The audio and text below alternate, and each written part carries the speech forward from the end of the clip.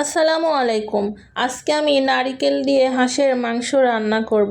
আমি আমারই পালা হাঁস একটি জবাই দিয়ে আজকে রান্না করে দেখাবো আপনাদেরকে।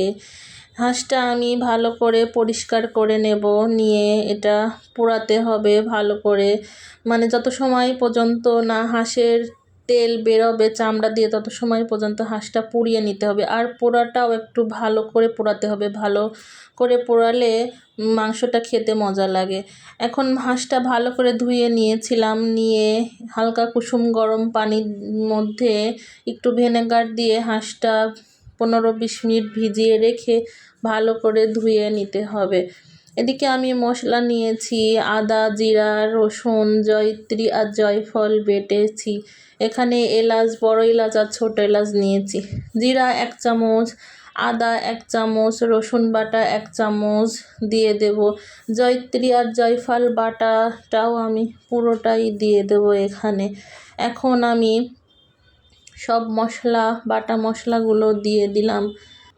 বড় এলাচ এবং ছোট এলাচগুলো আমি দিয়ে দিলাম। এখন পেঁয়াজ কুচি দেব, আস্ত রসুন ছিলা এগুলাও দিয়ে দেব, কাঁচামরিচ ফালি দিয়ে দেব, হলুদ গুঁড়া 1 চামচ, ধনিয়ার গুঁড়া 1 চামচ, মরিচের গুঁড়া স্বাদ মতো। তবে হাঁসের মাংস ঝালটা একটু বেশি হলেই বেশি মজা লাগে। এখানে দারুচিনি দেওয়া হয়েছিল না, ওটাও দিয়ে দিলাম। একে একে মাংসের সব মশলাগুলোই আমি দিয়ে দিলাম।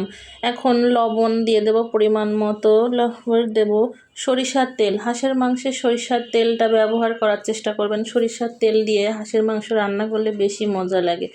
এটা এখন আমি ভালো করে মাখিয়ে বেশ 20 মিনিটের মতো রেস্টে রাখবো। 20 মিনিট পরে আমি চুলায় দিয়ে দেব মাংসটা। চুলায় মাংসটা রান্না করব আজকে আমি মাটির চুলায় রান্না করব। মাটির চুলায় রান্না করলে মাংস কিংবা যে কোনো তরকারি বেশি মজা হয়। আজকে রান্নার প্রসেস করতে করতে প্রায় রাতই হয়ে গেল, জানি না কখন খাওয়া হবে। মেহমানও আসার কথা আছে অবশ্য রাতে। মাংসটা ভালো করে আমি কষিয়ে নেব। দেখেন মাংস দিয়ে অনেকখানি কি পানি বেরিয়েছে।